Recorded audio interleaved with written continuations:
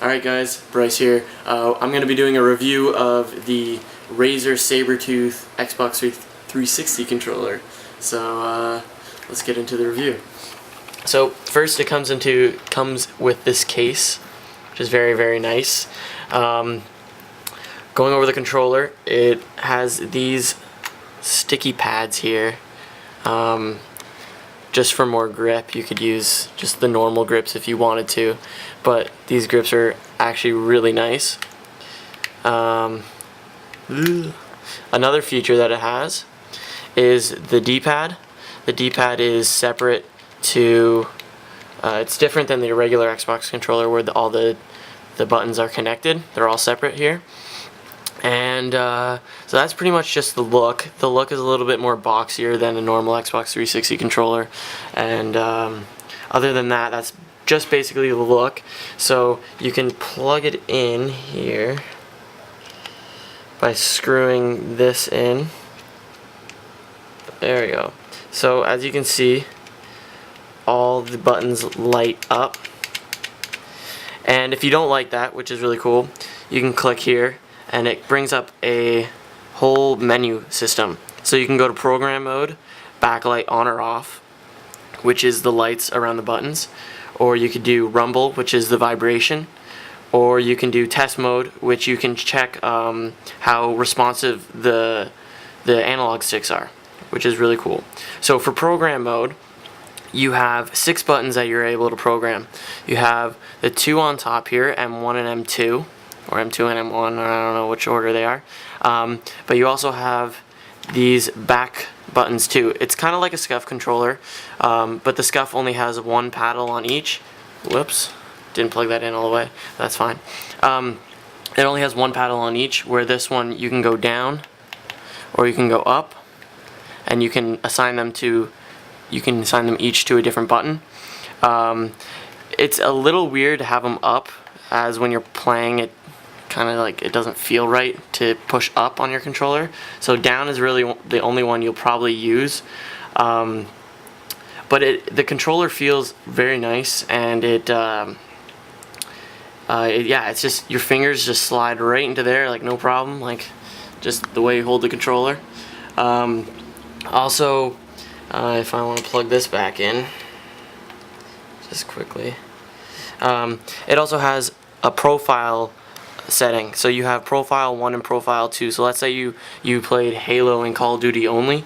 You could set up a profile for profile 1. You could set up your whole button layout, and then you could have a separate profile 2 for Halo. So it's actually very convenient, and it's really awesome. The cord is really nice. It doesn't tangle. It's just a standard Razer cord. And also, if you do not like the buttons on the back, let's say you just wanted to use it as a normal 360 controller, or you just like the buttons up top, which I find kind of hard to press. They should be in a better spot, I think. That would be nicer, but you can also take these out with a screwdriver and replace them with just a flat back. Also, the triggers are pretty much the same as any other trigger. I think it's just a little, you don't have to click it down as much as a normal Xbox 360 controller, but it doesn't have the trigger stops as SCUFs do. Another cool feature is you can change the sensitivity on the fly with these. So you can get into a game, and I think, let's see, so I'm on Rumble, program mode, yeah, sensitivity. So this is the right stick sensitivity, and I can bring it up all the way to 10. So that just changes the sensitivity of my right stick, or I can bring it down all the way to -10. So it's actually really cool. I'm going to keep it at 0 right now, and then you just click in the stick and it'll accept it. If you want to program it back, you just click the back button. So if I hold it, I have my M5 set as B. If I wanted to set it as A, I just click A, and now it's set to A. If I want to do it set to B, I can just set it back to B. So it's a really cool controller. It has a lot of features. I think it's, in my personal opinion, it could be better than a SCUF just because you can assign the buttons on the fly. So if you didn't because before you buy a scuff, you have to like say which buttons you want the back paddles to be, where this one you can just do whatever you want. So those are all the features for the Xbox controller Razer Sabertooth. It's a really awesome controller. It takes some time to get used to, but it's really, really good. It's $79.99 online. I would manage to get it for $50 on Kijiji.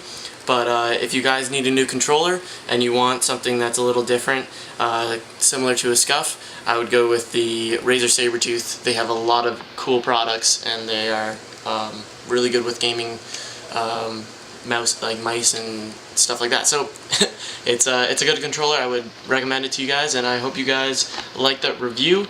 If you did, please subscribe and like the video, and stay tuned for more commentaries and stuff like that. Thanks.